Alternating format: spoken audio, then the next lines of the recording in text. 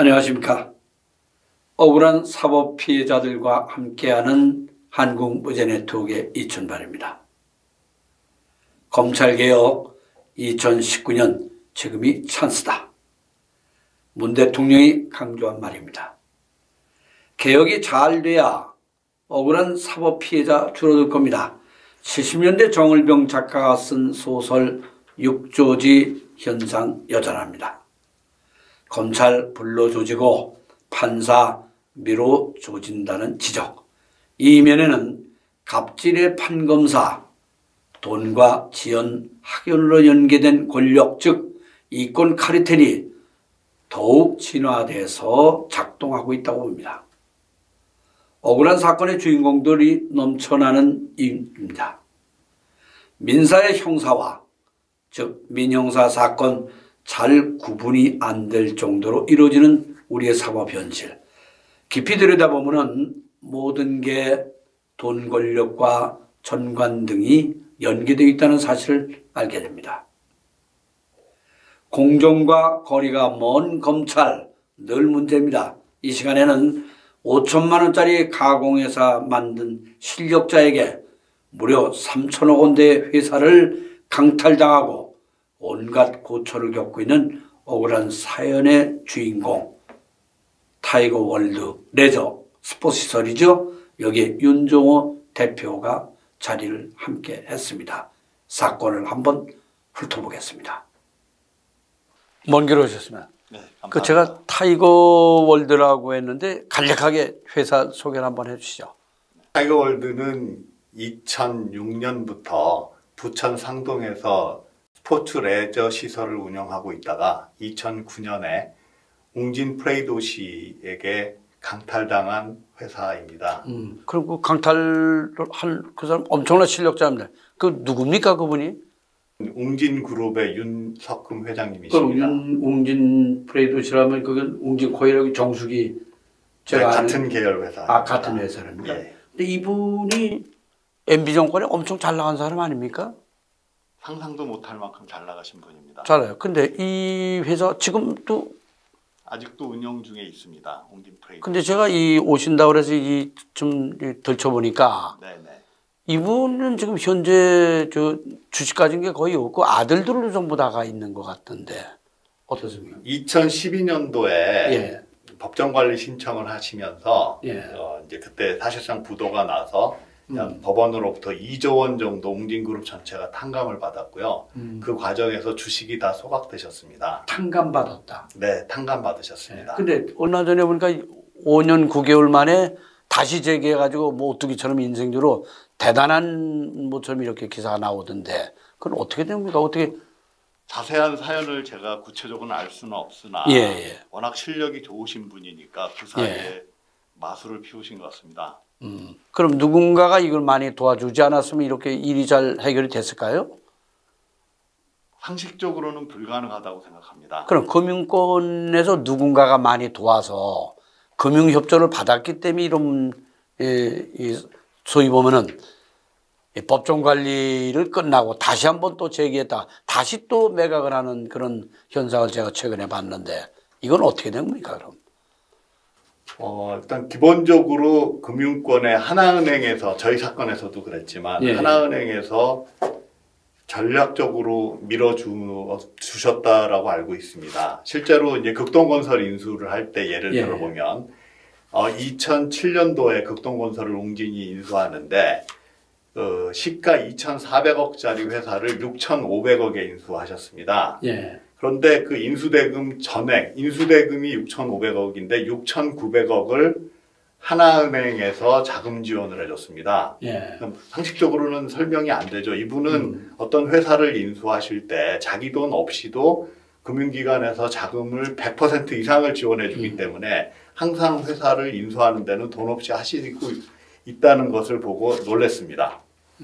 근데 지금 제 말씀하신 하나은행의 그 당시에 최고 실력자란 게 MB하고 친구 관계인 김승희 씨 아닙니까? 그 당시에 저희 같은 사람은 상상도 못할 금융 4대 천왕으로 불리우시던 김승유 회장님이십니다. 자, 그럼 제가 이제 MC맨에서 의뢰하면 5천만 원짜리 가공회사를 만들었다고 했는데 이걸 그 가공해서 어떻게 이 회사의 주인이 될 수 있었나요?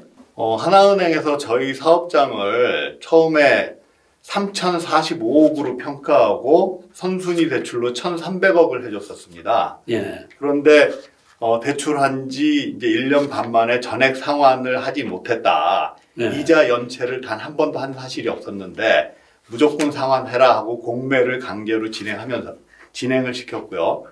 그래서 그 윤석금 회장이 5천만 원에 바로 직전에 신설한 회사에게 이제 2,210억이라는 작은 가격으로 인수를 시켰습니다. 그 과정에서 5천만 원짜리 회사가 저희도 나중에 안 사실인데요. 저희 부동산을 담보로 해서 농협 캐피탈로부터 1,300억을 대출 받으셨습니다.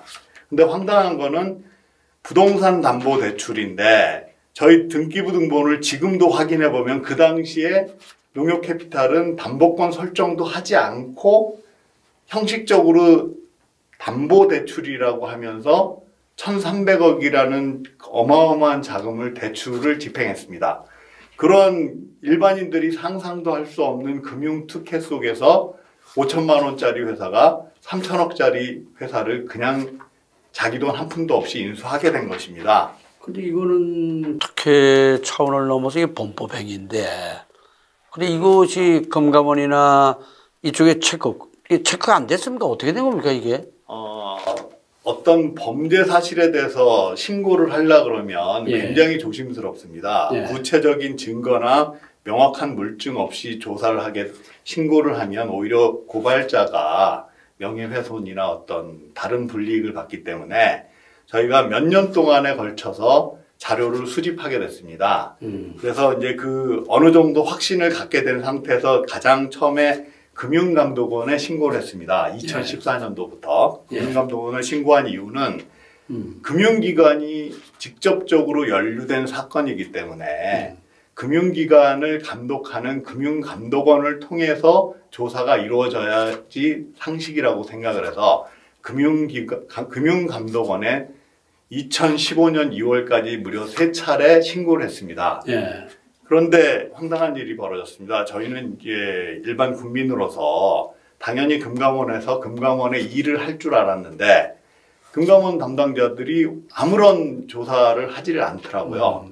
그리고 거꾸로 2015년 2월경으로 기억하는데 금감원 담당자가 3차 고발을 했을 때 저희를 불렀습니다. 그래서 이제 본격적으로 조사를 시작하는구나 하고 생각을 했는데 갑자기 금감원 담당자가 저희 이제 가족 동생이 또 고위 공무원으로 있는데 그 친구 인사상의 불이익이 있을 수 있다. 당신들 이런 식으로 사회적 물의를 일으킨다 그러면 인사조치하겠다는 극언을 했습니다. 지금 제가 말씀하신 사회적 물의, 네. 예, 물의라고 얘기했는데 금감원의 공직자가 물의를 하고 판단할 일이 아니지 않습니까? 이거는 그렇죠. 그렇지 않습니까? 자, 이렇게 이제 듣고 보면 이 재산상의 다툼이라는 문제를 얼뜻 보면 이렇게 될 수 있지만은 저희가 이걸 하는 거는 이 사법적에 예컨대 검찰과 공직, 국세청이든 간에 이런 쪽에서의 직무유기상에 있는 부분, 문제를 덮거나 봐주거나 한 이 부분을 저희가 보는 거기 때문에 네네. 그래서 이건 이 사법적에 일단 억울한 사연의 이 문제이기 때문에 저희가 이 방송을 지금 하고 여러분 국민들에게 알리려고 하는데 자, 근데 이렇게 5천만 원짜리 계속해서 이렇게 금융권과 유착을 해서 왔다면 이건 애당초 이전부터 상당한 어떤 네트워크가 검은 네트워크가 작용이 됐다는 그런 의심이 들어요. 네네. 예. 그 가장 그럼 이 문제를 검찰에다가 네. 자, 조사해 주십시오. 라고 검찰에 소장을 내지 않았겠습니까? 네. 이 검찰 수사를 한번 좀 물어보겠습니다. 제가 검찰 수사까지의 과정을 설명을 드리면 처음에는 서울중앙지검 조사실에 가서 이제 수사관하고 대화를 했는데 단도직입적으로 우리 사건은 수사 대사할 수가 없다. 자기한테 넘어온 거는 이 사건을 덮기 위해서 온 거지 수사하려고 온 게 아니니까 그 고소를 취하를 하라라는 얘기를 듣고 억울하지만 일단은 1차로는 취하를 했습니다. 그게 2017년 9월이었고요. 그러다가 2018년 7월 달에 이제 문재인 정권의 검찰 조직이 완전히 새로 개편이 됐다라는 소식을 듣고 서울중앙지검에 다시 본격적인 그 고소장을 2018년 10월 달에 접수를 했습니다. 이번에는 서울중앙지검 조사 일부에서 조사를 했는데 처음에는 굉장히 의욕적으로 진행을 했습니다. 그래서 이제 오래된 사건이기 때문에 실무자들부터 본격적으로 1차 조사를 하고 2019년 1월에 2차 조사를 하고 그 담당 수사관께서는 이제 하나은행에게 구체적으로 이 부당한 지시를 한 자가 누군지를 찾고 있다라는 얘기를 했었습니다. 그런데 갑자기 경천 동지할 일이 생겼는데요. 담당 수사검사가 갑자기 인사발령이 내버렸습니다. 2019년 2월 달에. 불과 7개월 전에 부임하신 분인데 7개월 만에 진천 연수원으로 발령이 났다고 그러더라고요. 자, 이 검찰이 소위 보면 봐주고 덮은 정황이 얼핏 봐도 이렇게 참 느껴지는데 그럼 국세청에 의해서 현재 체납자도 돼 있지 않습니까? 이건 어떻게 된 겁니까? 네. 한마디로 말하면은 재벌 회장인 윤석금 회장이 납부하지 않은 세금을 타이거월드한테 뒤집어 씌운 사건이 국세 체납의 원인입니다. 윤석금 회장님이 어쨌거나 저희 부동산을 매입하셨으니까 당연히 국세청에 세금을 내야 하셔야 되는데 당사자네, 당연히. 예. 그런데 그 세금을 납부를 하지 않고 국세청은 타이거월드한테 납부하라고 청구를 하고 있는 것이고요. 그걸로 인해서 타이거월드는 이 세금은 당연히 윤석금 회장님한테 받아서 납부하면 되는 건데 저희가 그 행위를 못하게 하려고 웅진그룹은 저희 타이거월드를 파산 신청해 버렸습니다. 그 국세청 이거 모르고 눈 감은 겁니까? 알고도 있는데 답변을 거부하고 있습니다. 답변 거부. 네. 궁색하겠죠. 네, 그렇습니다. 이거 수사해야 되네요. 이거 내보니까. 그리고 또 한 가지 기가 막힌 사실이 있습니다. 자본금 5천만 원짜리 회사가 무슨 돈이 있겠습니다. 있겠습니까? 계약금만 해도 221억인데 이 돈은 국민연금 자금을 유용해서 개인 부동산 매입 자금으로 사용을 하셨습니다. 이거 전 국민들이 아시면은 기절할 일인데 이게 사실이고 이 사실 자체는 대한민국 전자공시 시스템 가면 누구나 다 확인하실 수 있습니다. 이 정말 억울한 사연 이 듣고 보니까 검찰, 금감위, 은행권, 국세청 곳곳에서 정말 심한 악취가 납니다.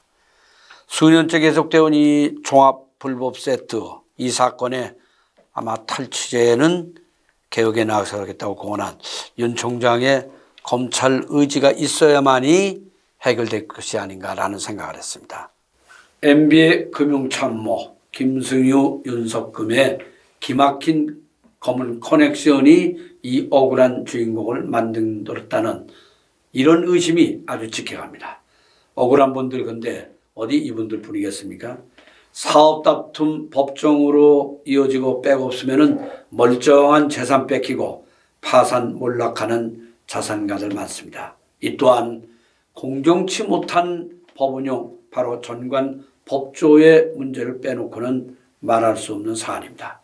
정의로운 판검사 아니 그런 공직자들이 많아지고 존경받는 풍토 이것이 검찰개혁의 궁극적인 목표가 되어야 할 것입니다. 무제네트워크는 늘 여러분의 사연과 함께합니다. 감사합니다.